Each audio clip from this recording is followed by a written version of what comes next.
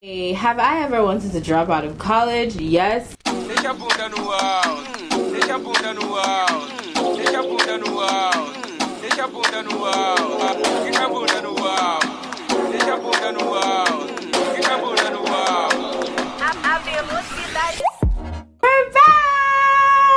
Hello everyone, welcome to Sam Spiritually Inspired. Today I have with me two very special guests.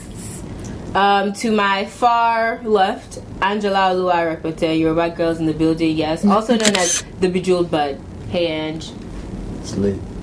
And right next to me I have my brother, Sharif Akani, man of God, rapper, royale, all of the above. Hi Sharif, welcome to the space. It's about to get lit. Thank you.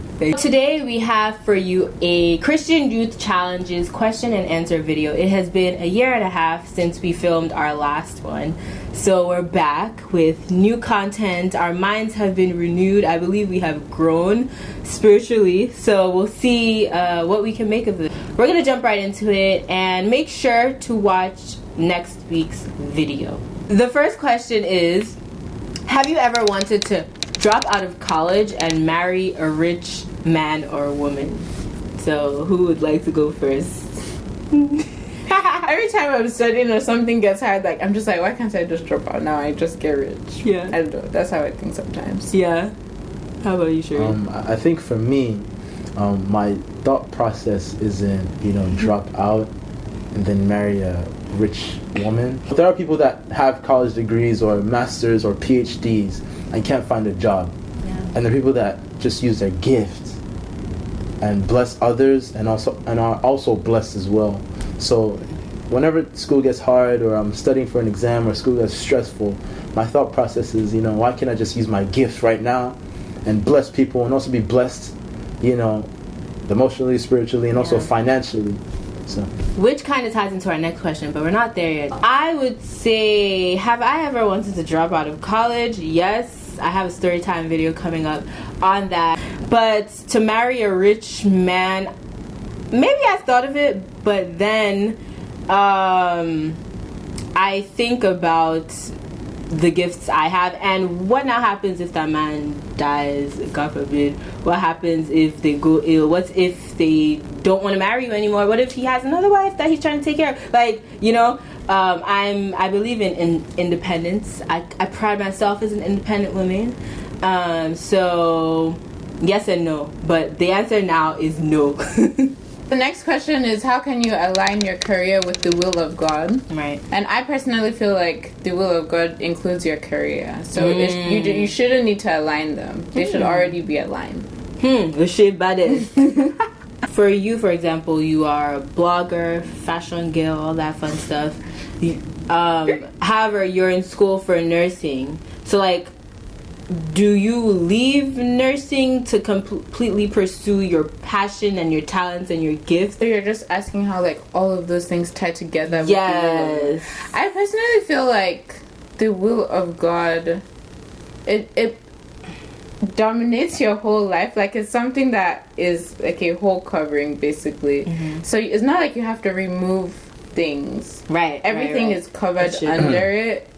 Yeah. And I feel like what Sharif said, if you do it, everything you do with certain principles, doing it with let's say honesty, or righteousness, choosing to be holy. If you do every single thing that you do with that, it's under the covering. I wanted to speak. I'm so passionate about this topic because God has given each and every human being here on earth a gift that will bless others and also bless them in being fulfilled. I believe that true fulfillment comes from living for God, living for Jesus, and also using your gift. And there's a Bible verse in Proverbs 18:16, and it says that a man's gift, I'm paraphrasing, a man's gift will make way for him before great people and great men. People that I've come across and have had conversation with that aren't really fulfilled.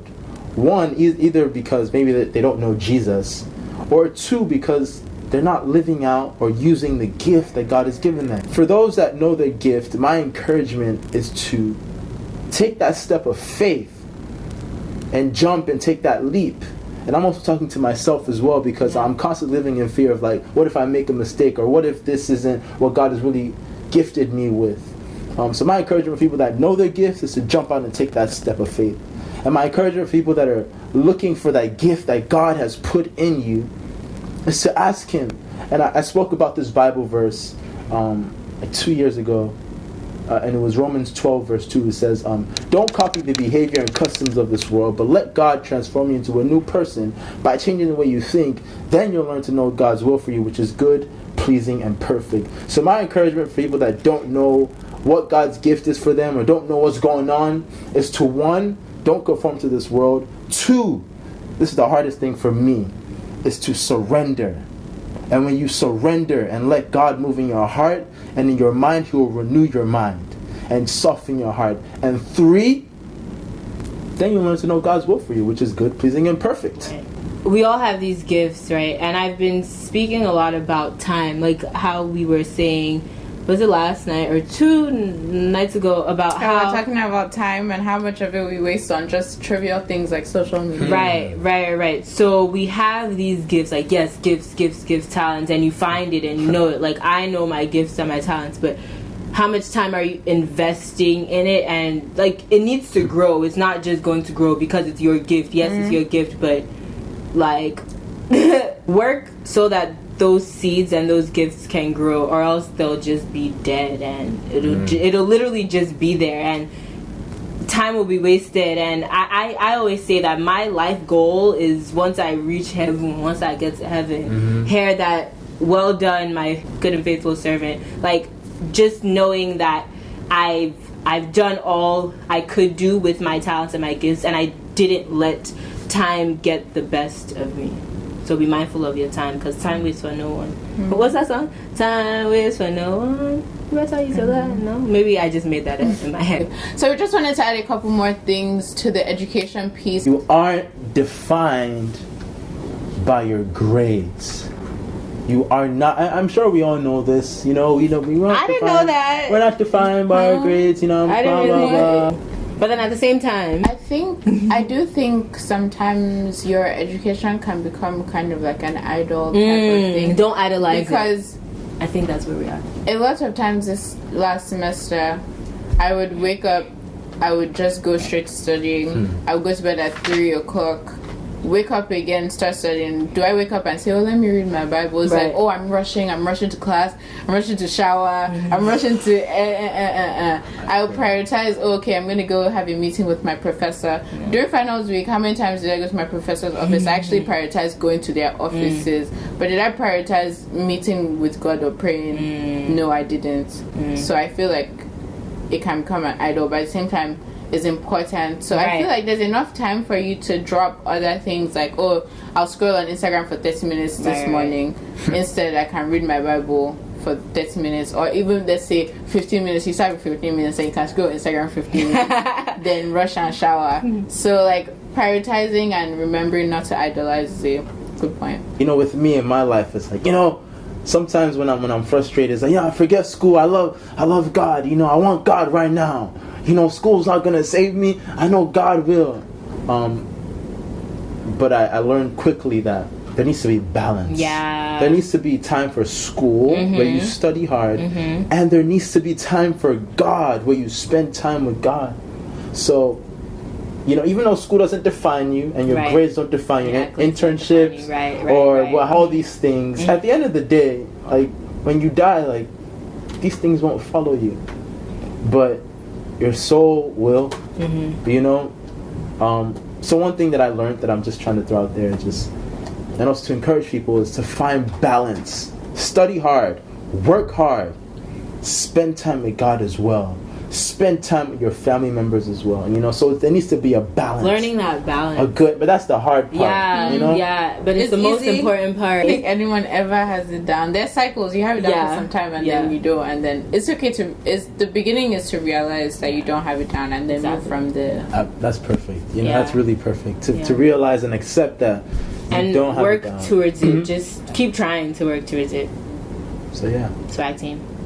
Thank you all so much for watching this video. Hope you enjoyed it. Hope you were blessed by it. And we hope that you can take something out of it. Thank you. Make sure to like, comment, and subscribe. See you next week. I've never done that before. No, I'm kidding. I'm lying. Don't know what that is. What is that? Oh, what did I do? I found myself being a hater, so I was on Instagram scrolling, and you know Instagram is lying, the whole thing lying. You do not want me to. If you fall down, just stand up. If you fall down, just stand up. If you fall down, just